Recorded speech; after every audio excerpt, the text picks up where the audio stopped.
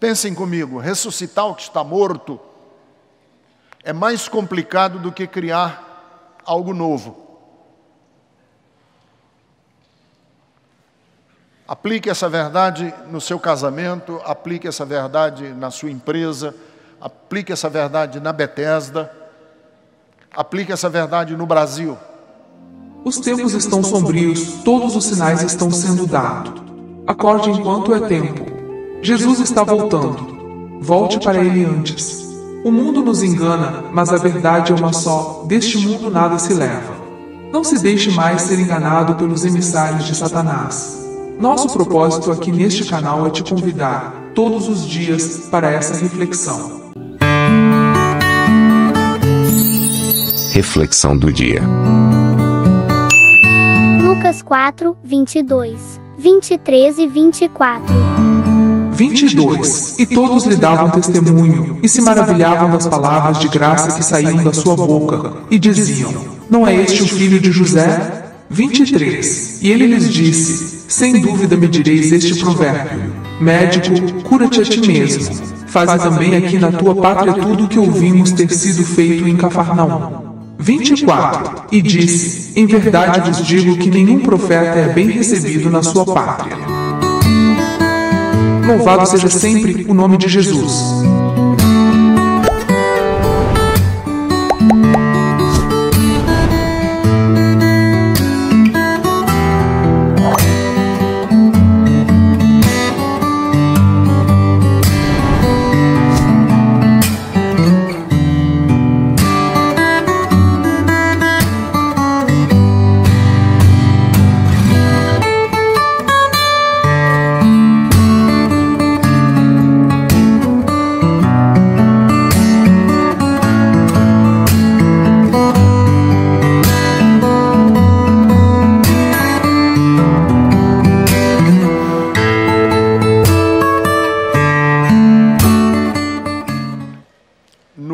Profeta Amós. Profeta Amós, na categoria de estudo da Bíblia, é chamado de um profeta menor. Ele é profeta menor não porque ele seja de menor qualidade. Ele é menor porque a obra que ele escreveu é pequena, é curta. Os profetas maiores são Jeremias, são Isaías, que tem 66 capítulos. Mas Amós escreveu pouco. E ele escreveu num tempo de prosperidade em Israel. E a grande marca do profeta Amós é que Israel, nesse tempo de prosperidade, não estava se tocando da realidade que vivia, da gravidade que vivia. Seus tempos eram difíceis. Porque, e eu vou tocar nesse assunto quando eu entrar no tema propriamente hoje pela manhã, isso é muito comum para todos nós, que num tempo de prosperidade a gente não atina para outras dificuldades que a gente porventura tenha na família, no país. E o profeta Amós, ele está preocupado que Israel não perceba que é grave, que é sério romper com a justiça, permitir a corrupção. É grave para um país aceitar desmandos. É grave quando nós nos tornamos insensíveis ao erro. Pode ser na nossa casa, na minha família, como pode ser num país inteiro. E o profeta está preocupado que Israel não está se tocando, que esses tempos não são comuns. Claro que toda a época da história, em todo o período da história, existem dificuldades, Qual período da história que não houve guerra no mundo? Que não houve fome? Em que tempo da história um grupo não dominou outro? Sempre houve isso. Mas há determinados momentos em que isso se agrava, se torna agudo. Por exemplo, nós não podemos comparar a Segunda Guerra Mundial com os anos 60. Os anos 60 tinha a Guerra do Vietnã. Mas a Segunda Guerra Mundial é um tempo agudo, é grave, tem uma gravidade maior. E o profeta está dizendo: Israel, presta atenção, que pode ser que o conforto, pode ser que a riqueza, que o bem-estar roube de vocês a capacidade de perceber que o tempo que nós vivemos é grave. Deixa eu ler para vocês o capítulo 6 do profeta Amós. As outras mensagens que preguei sobre o profeta Amós, elas estão todas gravadas. E estão à disposição de vocês, se quiserem, aqui no balcão da Doxa, que fica ali, é onde está o nosso material gravado.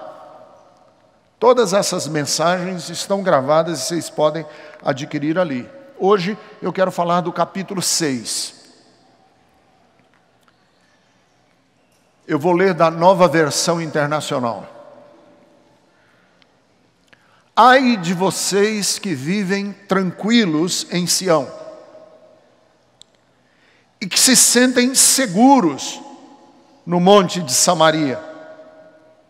Vocês, homens notáveis, da primeira entre as nações aos quais o povo de Israel recorre. Vão a Calné e olhem para ela.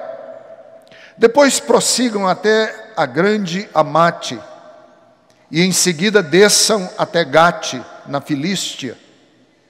São elas melhores do que os seus 2 reinos? O território delas é maior do que o de vocês? Vocês acham que estão afastando o dia mau, mas na verdade estão atraindo o reino do terror.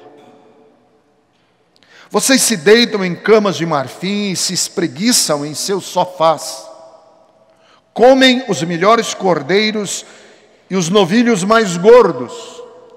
Dedilham suas liras como Davi e improvisam em instrumentos musicais. Vocês bebem vinho em grandes taças e se ungem com os mais finos óleos, mas não se entristecem com a ruína de José. Por isso vocês estarão entre os primeiros a ir para o exílio. Cessarão os banquetes dos que vivem no ócio. O Senhor, o soberano, jurou por si mesmo.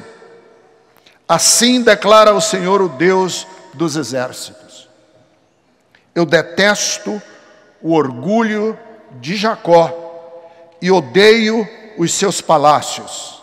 Entregarei a cidade e tudo o que nela existe.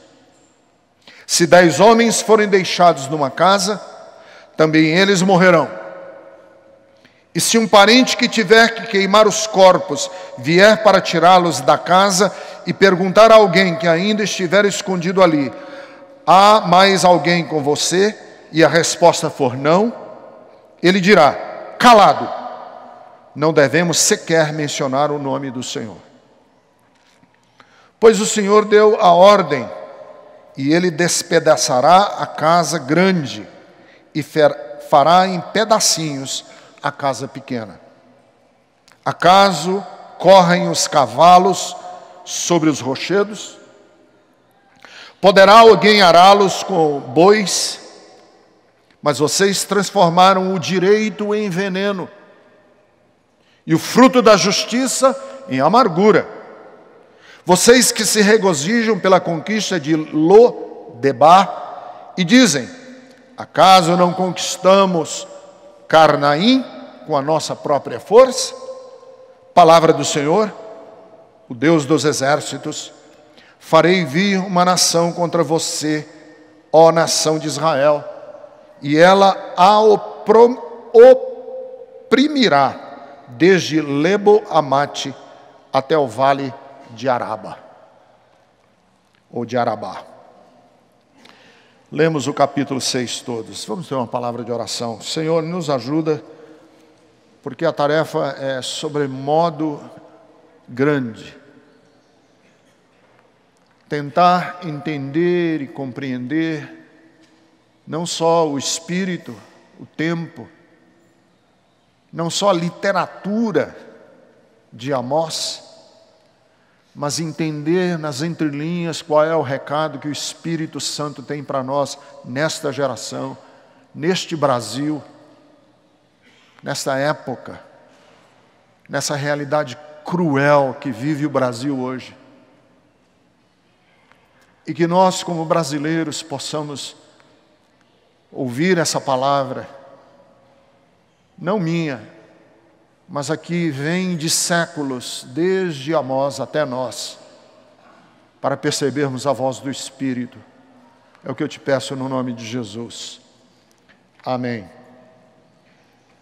O espírito da profecia de Amós é o espírito de ensinar Israel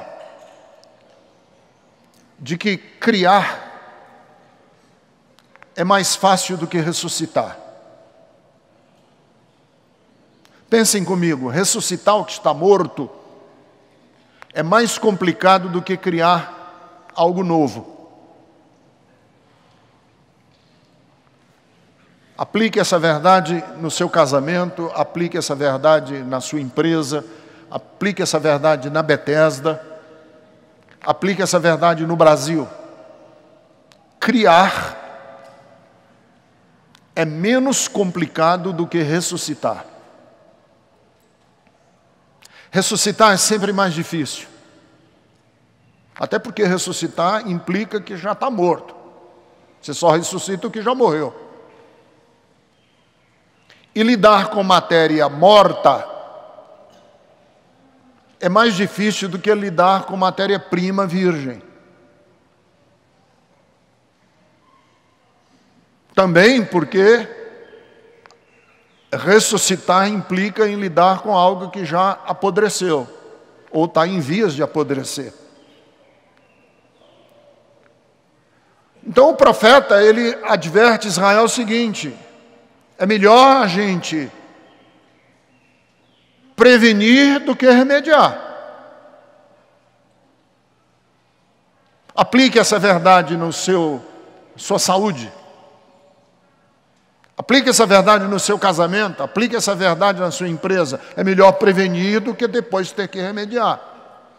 É melhor fazer certo do que depois ter que contratar advogado para defender você num processo criminal. Muito melhor. Muito mais fácil. É muito mais fácil você começar certo do que depois, lá na frente, ter que reconstruir os malfeitos porque você começou errado. Então, é nesse espírito que está o capítulo 6 do profeta Amós, dizendo para Israel o seguinte: Israel, cá estou eu, profeta, sendo obrigado a dizer a você, Israel, que nós vamos ter que reconstruir um monte de coisa errada que vocês fizeram ou estão fazendo. Seria muito mais fácil se a gente já tivesse começado com um Brasil diferente? Se a gente tivesse lançado as bases de um país diferente lá atrás? Seria muito mais fácil do que está hoje tendo que corrigir um monte de besteira desde a nossa proclamação da República em 1889, desde a independência do Brasil em 1822, não seria muito mais fácil se a gente tivesse começado certo desde lá? Agora nós temos que consertar. Seria muito mais fácil no seu casamento se você tivesse começado em outras bases, e agora depois de 8, 9 anos de casado, você está tendo que trabalhar um monte de coisa, porque as bases em que você começou o casamento estavam erradas.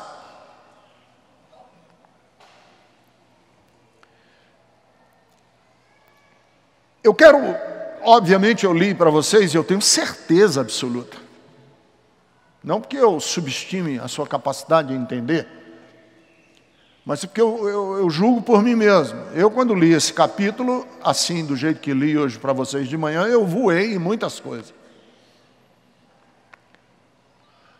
A leitura passou por cima da minha cabeça e eu não entendi muita coisa do capítulo.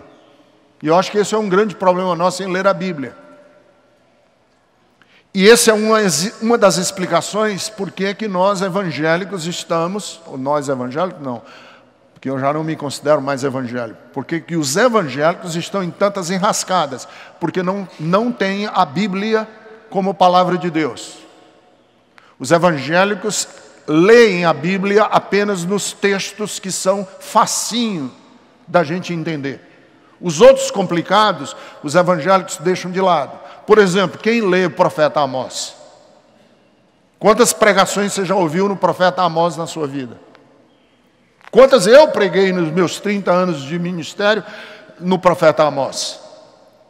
Porque a linguagem é complicada, porque a literatura profética ela é difícil da gente entender. Então eu sei, porque quando eu li hoje, a primeira vez essa semana, que eu passei 5 dias estudando só esse capítulo, quando eu li esse capítulo, eu confesso para vocês que eu falei, o que tem aqui? Você teve essa sensação hoje de manhã? Quando eu li? Não precisa levantar a mão, não. Vamos versículo por versículo, ou grupos de versículos por versículos. E eu vou tentar trabalhar com vocês e a gente ler e a gente compreender capítulo 6 do profeta Amós e pegar algumas mensagens que estão aqui e entender melhor esse profeta. Vamos ler os versículos 1 e 2 de novo. Ai de vocês que vivem tranquilos em Sião, e que se sentem... Sião é um monte que fica em Jerusalém. Na geografia bíblica, se você já viu uma fotografia de Jerusalém, sabe aquele templo muçulmano enorme que tem em Jerusalém, com a cúpula dourada? Pois esse templo muçulmano que foi construído em Jerusalém, com essa cúpula dourada, está exatamente em cima do Monte Sião. Hoje. Ai de vocês que vivem tranquilos em Sião, e que se sentem seguros no monte de Samaria. Está falando das duas capitais, da capital do Israel do Norte e da capital do Israel do Sul. A capital do Israel do Norte era Samaria, e a capital do Israel do Sul é Jerusalém, ou era Jerusalém.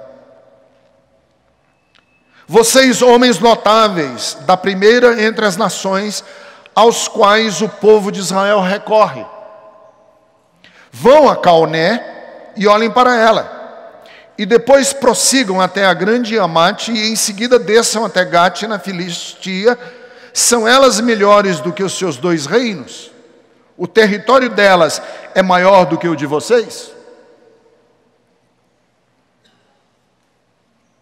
O que o profeta está dizendo aqui? Ai de vocês que vivem no conforto, tanto em Jerusalém como em Samaria. Porque o conforto de vocês está servindo de parâmetro. E aqui tem uma mensagem importantíssima do profeta que serve para nós hoje. É que a minha realidade e o meu conforto não serve de parâmetro para medir a realidade do país. Eu, Ricardo Gondim, que vivo classe média, pequeno burguês, que tive dinheiro para pagar para os meus filhos estudarem em colégios particulares, que tenho um convênio médico, o meu conforto pessoal não serve de parâmetro para aferir como é que está o Brasil. E aqui tem uma lição importantíssima, é que a sua realidade pessoal não serve de régua para medir a realidade desse país. Porque se nós formos medir a realidade desse país pelo meu e o seu conforto, nós vamos cometer injustiças. A lógica deu, que isso é a lógica do umbiguismo.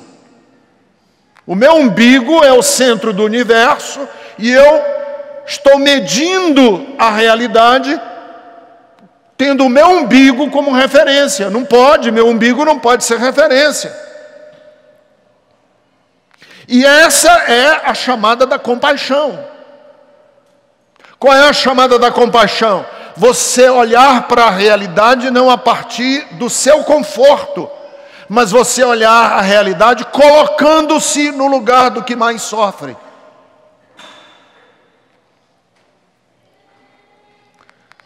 Deixa eu colocar essa lógica aqui numa coisa assim bem mais simples. Eu soube que nos Estados Unidos tem toda uma discussão nos Estados Unidos se está havendo mudança climática ou não, se está havendo aquecimento global ou não. E dizem que o presidente, o candidato a presidente é ato falho inominável. O candidato a presidente, o Donald Trump, disse: não tem aquecimento global porque está nevando do lado de fora. Quer dizer, o que ele fez? Ele determinou as mudanças climáticas do mundo inteiro a partir do quintal dele.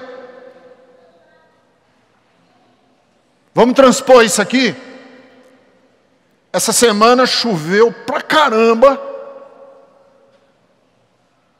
e inundou a região ali de Osasco, a região da Zona Oeste. Mas no meu prédio só deu uma ventania. Eu percebi a ventania, vi as nuvens, mas não choveu. Eu não posso chegar e dizer assim: o pessoal de Osasco está com mimimi. Porque olha aqui, nem choveu. O que eles estão reclamando? Porque a inundação de Osasco é diferente do meu ponto de vista e da minha referência. E o que o profeta diz é: claro, quem é da elite, claro, quem está no conforto, os notáveis, não podem medir o sofrimento do povo a partir do palácio. Esse era o grande problema da Revolução Francesa, que aconteceu na Revolução Francesa. É que a corte de Paris morava em Versalhes, e Versalhes ficava quilômetros e quilômetros distante de Paris, e eles não sabiam qual era a realidade do parisiense morrendo de fome, porque eles estavam encastelados no castelo de Versalhes. E quando foram falar para Maria Antonieta que eles estavam passando fome, ela estava tão distante da realidade que disse: então, deem brioche, distribuam aí bolinhos com o pobre que está morrendo de fome. Não é essa a realidade, você está distante.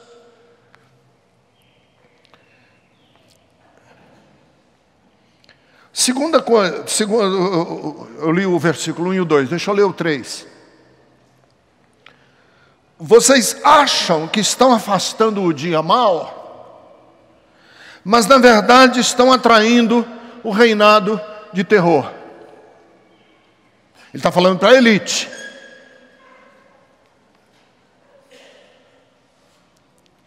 Ele está falando para quem, e aqui tem um princípio importantíssimo, que vale para você, vale para a sua família, vale para o Brasil.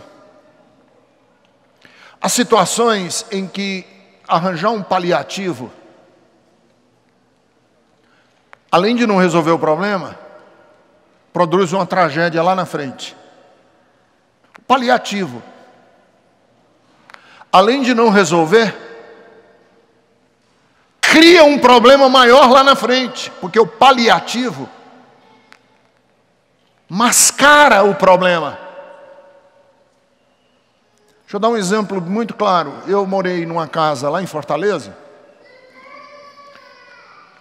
eu e a Jerusa, logo que a gente voltou dos Estados Unidos, nós morávamos numa casa, e a nossa casa era separada por um muro de uma favelinha. Tinha a minha casa, um muro, e do outro lado do muro, uma favelinha. Favelinha de 5, 10 casas. Por isso que eu digo favelinha. Era um beco de casinhas pobres. Eu comecei a notar que estava tendo muito rato na nossa casa. Rato, rato, rato. Descobri que os ratos estavam fazendo um ninho embaixo do forno. E eu fiquei preocupado com o negócio de rato, né? Um dia me deu um estalo na cabeça. De olhar não para o muro lateral, mas de olhar para o muro, porque o muro lateral eu ia sempre lá. Jerusa até ajudava as mulheres, e a gente tinha uma relação com o pessoal lá boa. Olhar não para o beco, olhar para o fundo do quintal, do beco e nosso. Coloquei uma escada, subi no muro. Quando eu olhei no muro do lado de lá, eu não estou brincando com vocês não, tinha uma montanha de lixo dessa altura assim, quase encostando no topo do muro. E aí eu descobri que o pessoal da favelinha jogava o lixo por cima do muro, no quintal deles e meu. Resultado, o lixo estava, obviamente, sendo um criadouro de ratos. E qual era a lógica do pessoal aqui da favelinha?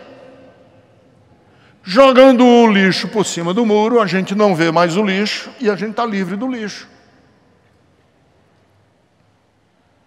Você joga o problema, afasta o problema da sua vista e você acha que resolveu. Mas ao afastar o problema da nossa vista, nós não resolvemos o problema. Nós criamos uma tragédia futura.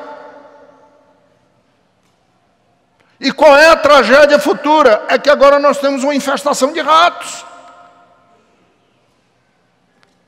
Vocês se lembram no Brasil, por exemplo, no Rio de Janeiro, um problema gravíssimo que há no Rio de Janeiro, um bairro que foi feito até um filme chamado Cidade de Deus.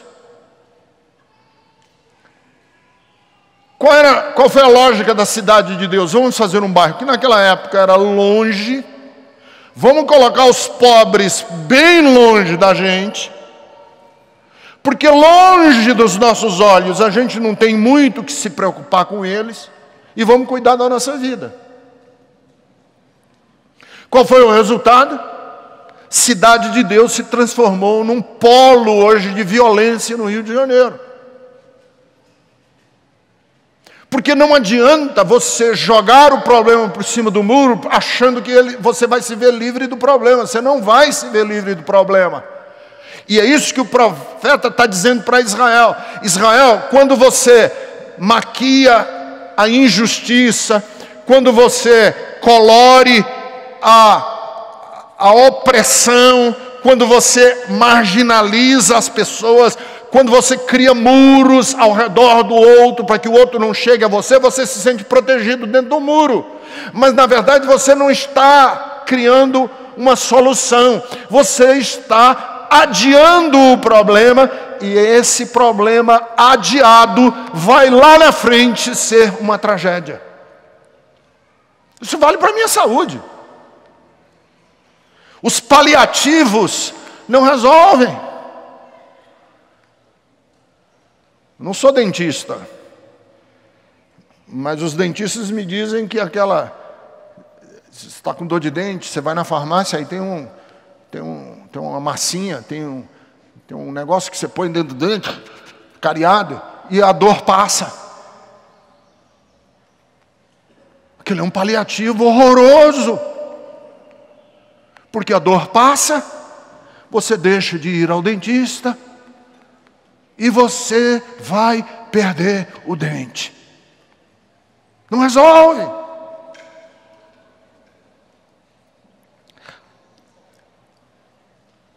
Adiar o dia da confrontação gera uma paz. Você já conversou com ele? Você já conversou com ela? Não, pastor. Deixa que o tempo resolve. Eu acho melhor vocês dois conversarem. Não. Vamos dar tempo ao tempo. E esse dar tempo ao tempo é um criadouro de ratos, muitas vezes. Por isso eu tinha um amigo que ele dizia: Ricardo, é melhor passar 15 minutos de vergonha do que 10 anos de constrangimento. Não resolver algumas pendências, seja na nossa vida pessoal, seja num país como o nosso, não adia o problema, cria uma tragédia. Mas vamos em frente. Vamos ler os versículos 4 e 7.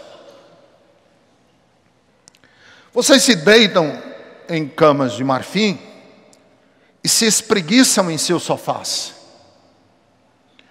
Comem os melhores cordeiros, os novilhos mais gordos, dedilham suas liras como Davi e improvisam em instrumentos musicais. Vocês bebem vinhos em grandes taças, se ungem com os mais finos óleos, mas não se entristecem com a ruína de José.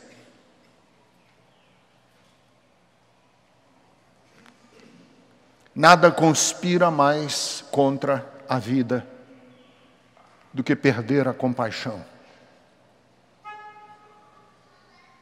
É isso que ele está dizendo aqui. E o que é que fez o povo perder a compaixão? Porque ele termina dizendo assim, ó: vocês não se entristecem com a ruína de José. Por que vocês não se entristecem com a ruína de José? Os versículos anteriores ele diz por quê. Vocês se deitam em camas de marfim, deitam e se espreguiçam nos seus sofás, comem os melhores cordeiros, os novilhos mais gordos, dedilham suas liras como Davi, bebem vinhos em grandes taças, ungem a cabeça com os óleos mais finos. E o profeta aqui faz uma correlação muito interessante entre a falta de compaixão e o conforto. Falta de compaixão e o conforto. E a relação que ele faz aqui é a seguinte: quanto mais ávido, sedento, sequioso, desejoso de conforto uma pessoa for, mais inclinada ela é a perder a compaixão. Está aqui no versículos 4, 5, 6 e 7. Quanto mais ávido de conforto, quanto mais a pessoa deseja. É muito interessante que o profeta faz uma correlação aqui muito grande entre dois pecados capitais. Dois pecados capitais. Vocês sabem quais são os pecados capitais? Na Idade Média, os monges da Idade Média disseram o seguinte: existem 7 pecados que são os principais. Todos os outros nascem desses 7. Estava fazendo assim? 7. Gula, avareza, luxúria, ira, inveja, preguiça e soberba. 7 pecados capitais. Gula, que não é só o alimento físico, não é só a comida. Gula no sentido maior. Gula no sentido de apetite desenfreado. Gula. Guloso. Come, mas naquela época era comida mesmo. O cara que senta na mesa e come. Os monges diziam, isso aí é um pecado capital. Se você não consegue controlar o que você come. Avareza. Apego excessivo ao dinheiro, a bens materiais. Por que eles diziam que a avareza é um pecado capital? Porque o homem que tem avareza, a mulher que tem avareza no coração, se dobrou diante do Deus chamado Mamon. Terceiro, luxúria. Luxúria é o desejo desenfreado pelo conforto. Luxúria é viver no mundo da riqueza, dos fetiches que dão status.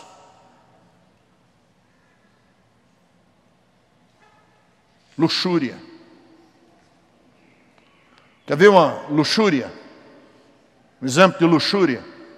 Eu ouvi uma pessoa rica uma vez dizer assim, não quero mais BMW não, virou muito arroz de festa. Eu quero agora um carro que ninguém tenha, ou poucos tenham, para quando eu andar na rua, eu não vou transitar nas ruas de São Paulo, eu vou desfilar. Isso é luxúria. Quer ver luxúria? Uma socialite lá do Rio de Janeiro disse assim, eu não gosto mais de ir para Paris, tem muito brasileiro classe média. Eu gostava de ir para Paris quando lá só ia a aristocracia brasileira. Isso é luxúria. Ira, cólera, a raiva e o ódio implacável, inveja, que é eu desejar não o que você tem, é eu desejar que você não tenha para que eu tenha.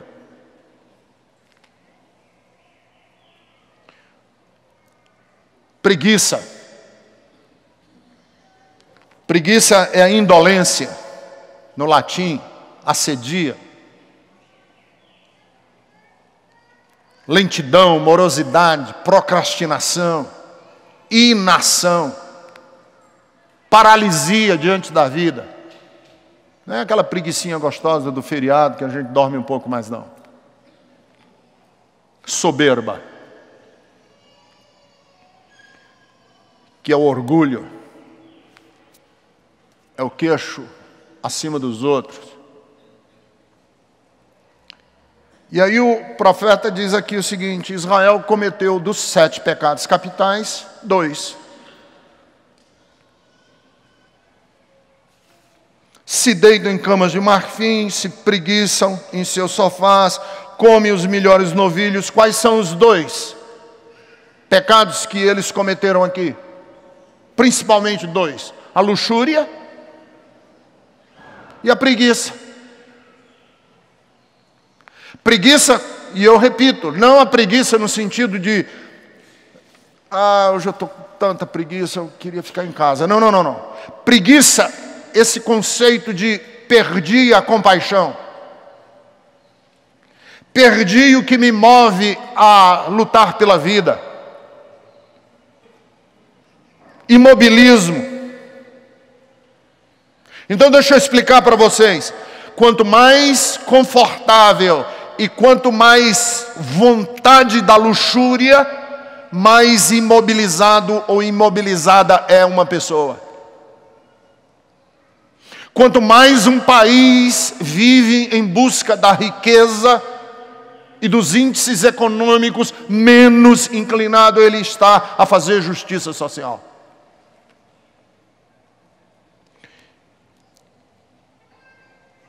Então eu posso dizer o seguinte, que o ócio rouba a compaixão.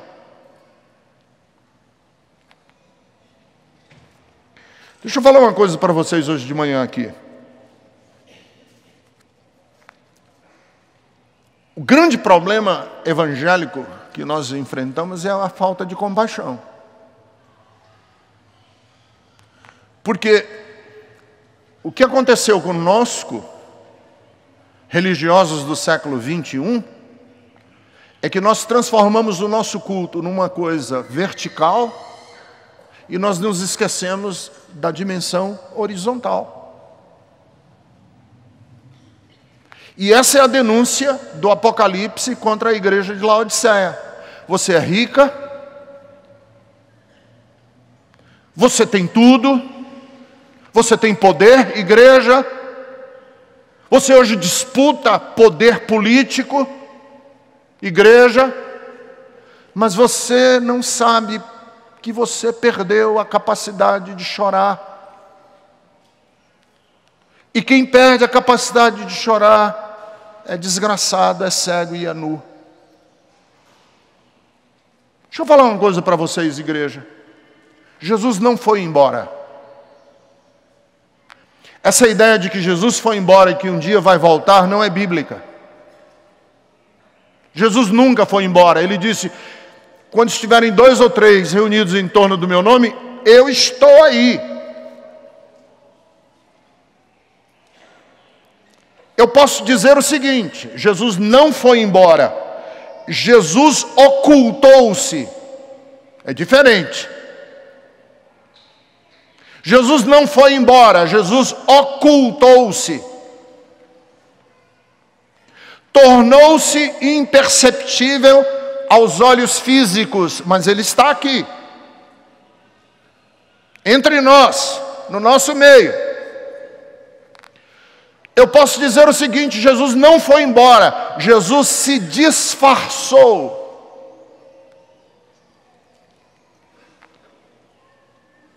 Ele se disfarçou, Ricardo?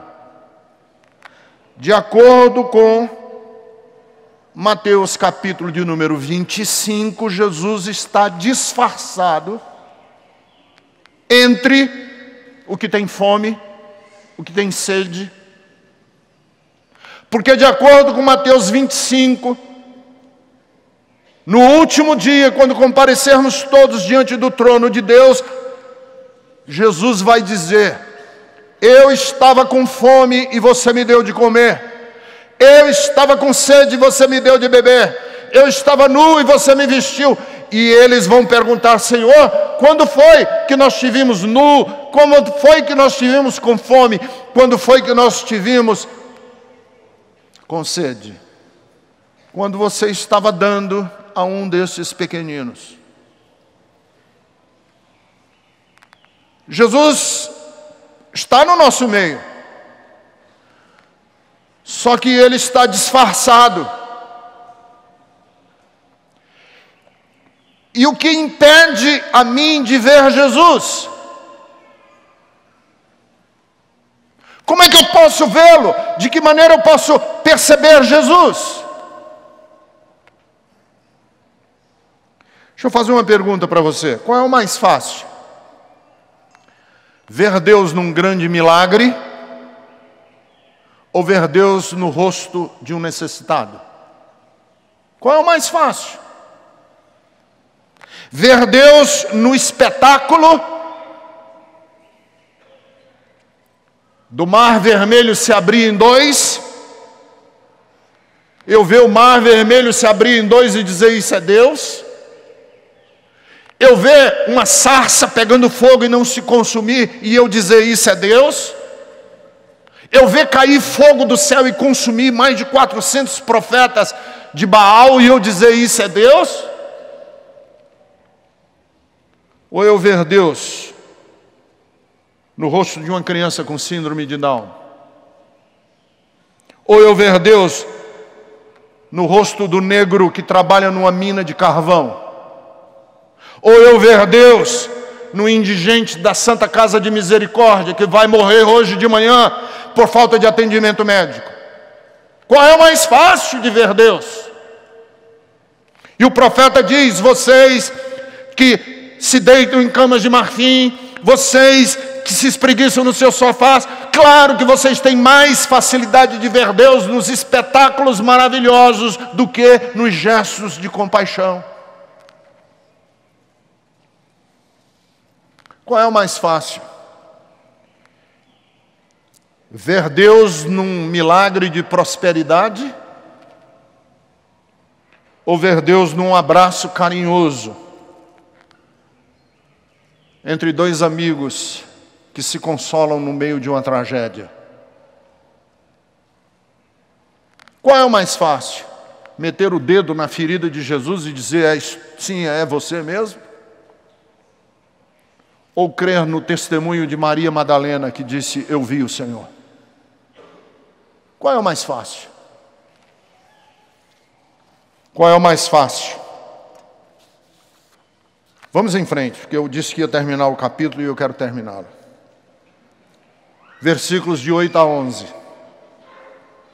O Senhor, o soberano, jurou por si mesmo: assim declara o Senhor, o Deus de Israel: eu detesto o orgulho de Jacó, odeio os seus palácios, entregarei a cidade e tudo que nela existe. Se 10 homens forem deixados numa casa, também eles morrerão. E se um parente que tiver que queimar os corpos vier para tirá-los de casa e perguntar a alguém que ainda estiver escondido ali: há mais alguém aqui com você? E a resposta for não, ele dirá calado. Não devemos sequer mencionar o nome do Senhor, pois o Senhor deu a ordem e ele despedaçará a casa grande e fará em pedacinhos a casa pequena. Deixa eu falar uma coisa que, lendo esses versículos aqui, me vem à mente, ou me veio à mente. É que a intensidade do amor deve determinar a intensidade do nosso ódio. É um erro muito grande a gente dizer assim: desde que eu me converti, pastor, eu tirei todo o ódio do meu coração. Mentira. Porque se você não tem ódio, você também não tem amor. Todo mundo que ama, com a mesma intensidade que ama, tem que odiar.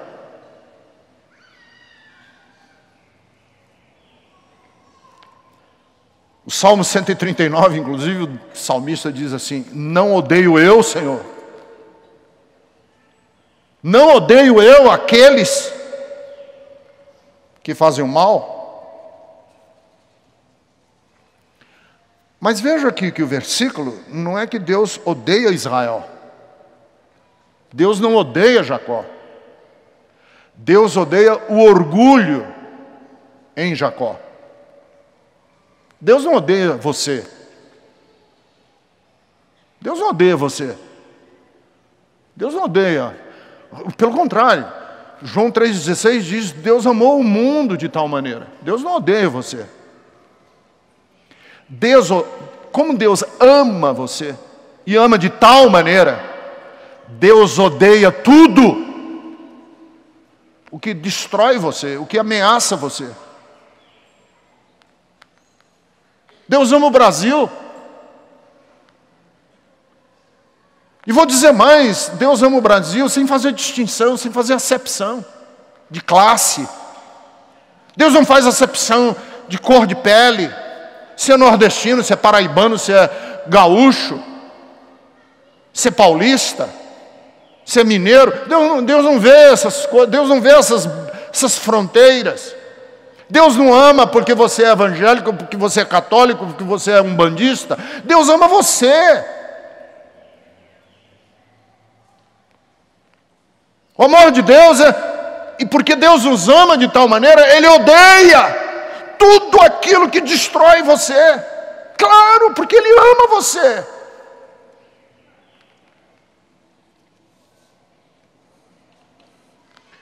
Eu odeio qualquer coisa que ameace a vida dos meus filhos e dos meus netos. Amigo,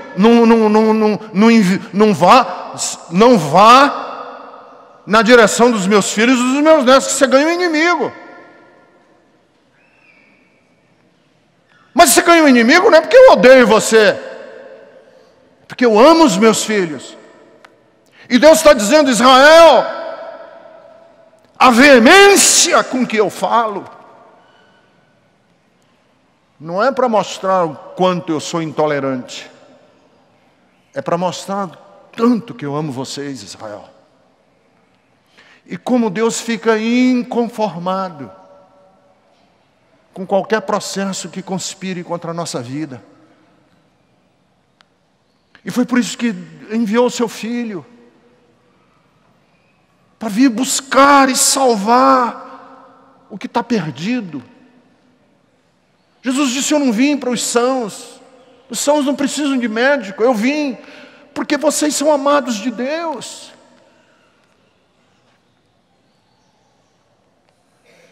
Essa igreja que existe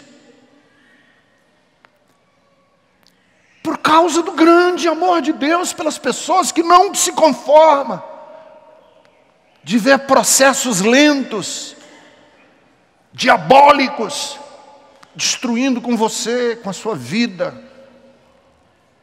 Quanta energia!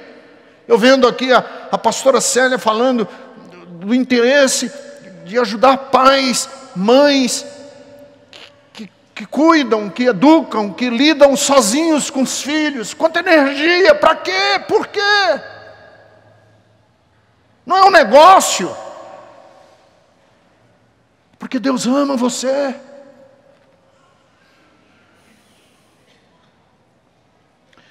Deus ama gente. E Deus odeia tudo o que ameaça as pessoas que Ele ama. E Deus odeia não é porque Ele é justo. Que muita gente diz assim: Deus ama, mas também Ele é justo. Não é por isso não. Deus odeia não é porque Ele é justo. Deus odeia porque Ele ama. Porque quando a gente ama, a gente odeia aquilo que ameaça o objeto do nosso amor. Não odiaria eu o que conspira contra a vida, contra a nossa segurança, contra a nossa saúde, contra o nosso bem-estar? Não odiaria eu, ficaria eu de braços cruzados, vendo a minha casa, os meus filhos, o meu país, a minha cidade, a minha igreja indo para as cucuias. Se você ama, você tem que odiar aquilo que puxa para baixo, que destrói. E eu vou terminar dizendo o seguinte: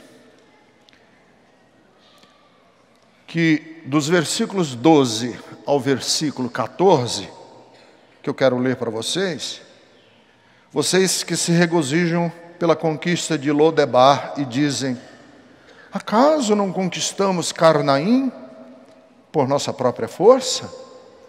Palavra do Senhor, o Deus dos exércitos: farei vir uma nação contra você, ó nação de Israel, e ela a oprimirá desde Lebo-Amate até o vale de Arabá. O que é isso aqui? É Deus dizendo: Israel, de nada valem as ilusões diante da realidade da vida. Qual era a ilusão de Israel? Vitórias falsas. Pequenas vitórias. Nós não estamos tão mal, conquistamos Lodebar. Que Lodebar do inferno é esse? Que vitória mais vagabunda foi essa que vocês tiveram contra Lodebar? Vocês estão mentindo para vocês mesmos. Essas vitórias são falsas.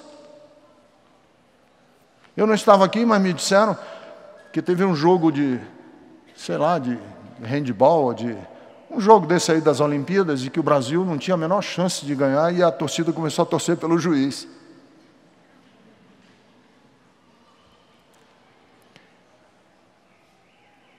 É o Corinthians ganhar do Arapiraca. Ganhamos do Arapiraca, pastor Ricardo, aleluia. Arapiraca? Vocês estão se enganando, cara. Você é timinho. Eu queria ver você jogar contra o Manchester, contra o Barcelona. Você está mentindo para você mesmo. O triunfo que me engana paga bem no imediato, mas o preço final será amargo. Porque eu me enganei, eu me iludi com pequenas e falsas vitórias. E Deus está dizendo: Israel, para de mentir para vocês mesmos sobre essas pequenas, falsas ilusões de vitória que vocês têm.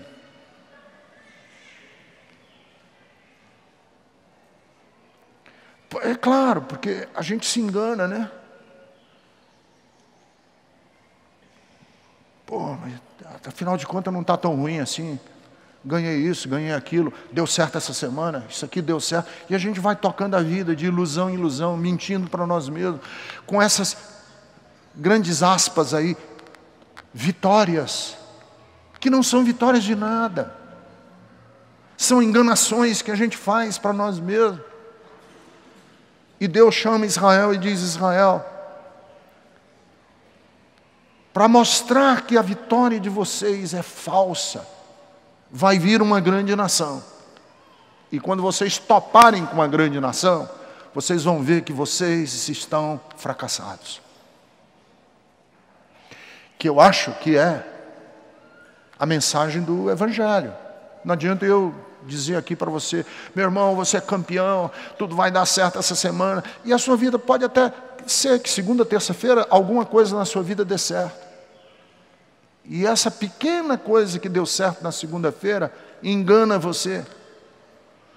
E o que é urgente para você fazer no seu casamento, na sua vida, na sua história humana, você não faz.